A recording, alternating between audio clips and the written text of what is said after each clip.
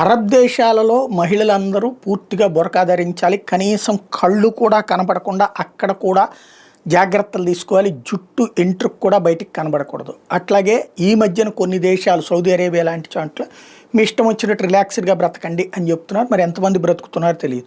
అదే సందర్భంలో ఆఫ్ఘనిస్తాన్లోను అట్లాంటి పాకిస్తాన్లోను బురకా మస్ట్గా ధరించాలి. అదే సందర్భంలో రకరకాలు అంటే అక్కడ ఇస్లాంని పాటించే మహిళలు ఎలా ఉండాలి అన్నది నిర్దేశిస్తుంటారు. విచిత్రం ఏంటంటే ఈ నాయకుల బిడ్డలు, ఈ నాయకుల భార్యలు మాత్రం అమెరికా, యూరప్ దేశాల్లో విలాసవంతమైన జీవితం, పూర్తి స్వేచ్ఛాయుత జీవితం గడుపుతుంటారు. ఆ అరబ్ దేశాల యొక్క రాజుల యొక్క కూతుళ్ళు, కోడళ్ళు వీళ్ళందరూ అమెరికా, యూరప్ దేశాల్లో విపరీతంగా ఎంజాయ్ చేస్తుంటారు. అక్కడ వస్త్రధారణ కానీ అట్లాంటి ఏవి పెట్టుకోరు. దర్జాగా ఆ దేశాల వస్త్రధారణ ప్రకారమే బతుకుతుంటారు.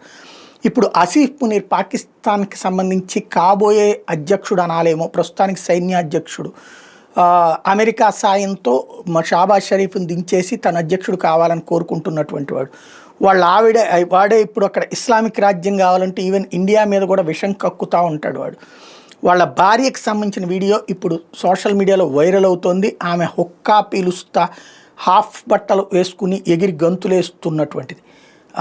పాకిస్తాన్లోని ముస్లిం మహిళలు ఎలా ఉండాలోనేమో ఆంక్షలు పెడతారు. వాళ్ళ కుటుంబంలో మాత్రం అట్లాంటిది ఏమీ లేనటువంటి విషయాన్ని గుర్తు చేస్తూ వీళ్ళందరూ కూడా అంటే ముస్లిం సమాజాన్ని కంట్రోల్లో పెడుతూ వీళ్ళు మాత్రం విచ్చలవిడి స్వేచ్ఛను అనుభవిస్తున్నారు అన్నటువంటి చర్చ తెర మీదకి వచ్చింది. అక్కడ తీసుకొచ్చింది ఇమ్రాన్ ఖాన్ బ్యాచ్ని.